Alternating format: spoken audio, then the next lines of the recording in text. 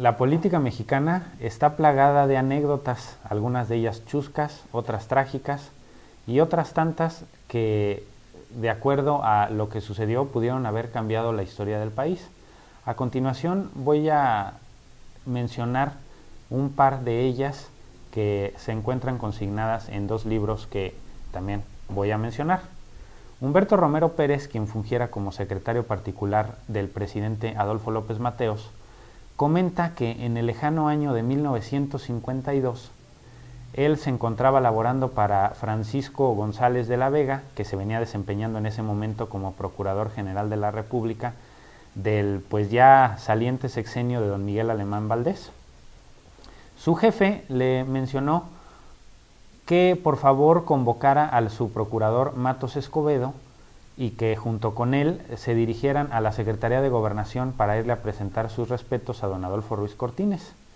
Ellos bien sabían que en ese momento se estaba organizando una supuesta manifestación de apoyo popular hacia Fernando Casas Alemán, el jefe del departamento del Distrito Federal, y quien supuestamente era el bueno, es decir, el tapado que se convertiría inevitablemente en el próximo presidente de la República. Llegaron muy puntuales a ver a don Adolfo Ruiz Cortines, quien los recibió y muy sorprendido les comentó qué era lo que estaban haciendo ahí, que ellos deberían de estar en el Zócalo apoyando a Casitas, como lo mencionó don Adolfo y como lo consigna Humberto Romero Pérez. Ellos le agradecieron su gesto, lo saludaron y se retiraron. Sin embargo, antes de irse, don Adolfo le pidió al Procurador General de la República que dejara en su oficina a Humberto Romero Pérez, pues le iba a dar una comisión. Don Adolfo Ruiz Cortines le pidió a Romero Pérez que esperara en la antesala. Pasaron más de 2 horas y media y don Adolfo no lo recibía. Al poco tiempo llegó un colaborador de don Adolfo, quien se sorprendió por la presencia de Humberto en ese lugar. Humberto le comentó que don Adolfo lo había citado ahí y pues que estaba esperando todavía que lo recibiera. El colaborador de Ruiz Cortines le dijo que el secretario de Gobernación se había retirado hacía más de 2 horas a su casa y que Humberto pues debería de regresarse, pues no lo iban a recibir. Tiempo después Humberto llegó, pues, precisamente ese día cuando regresó a la Procuraduría General de la República. Su jefe Francisco González de la Vega le dijo: qué bueno que no fuiste al Zócalo, nosotros nada más fuimos a hacer el ridículo, la manifestación en apoyo a Fernando Casas Alemán se había caído.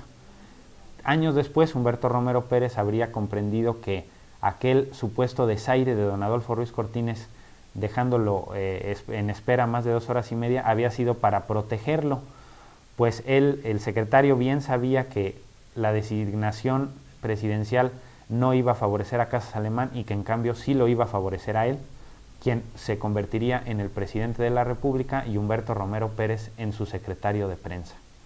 Ahora voy a pasar a algo que sucedió en 1988, cuando una confidencia pudo haber desencadenado consecuencias inimaginables.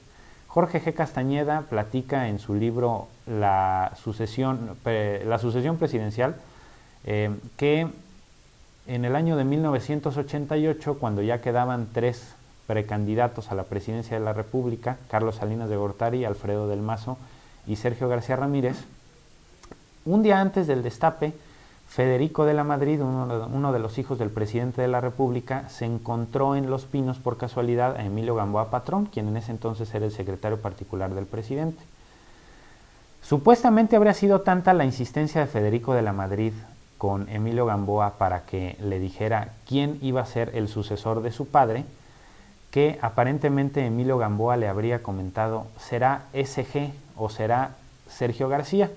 Si nos atenemos a la primera de las versiones, probablemente Emilio Gamboa le haya dicho en buena lid a Federico de la Madrid que SG, refiriéndose a Salinas de Gortari, y Federico de la Madrid se habría confundido y habría pensado que era Sergio García. Si nos atenemos a la segunda versión, tal vez se trataba de una maquinación un tanto cuanto perversa de Emilio Gamboa, y era pues había soltado el nombre de Sergio García Ramírez para despistar.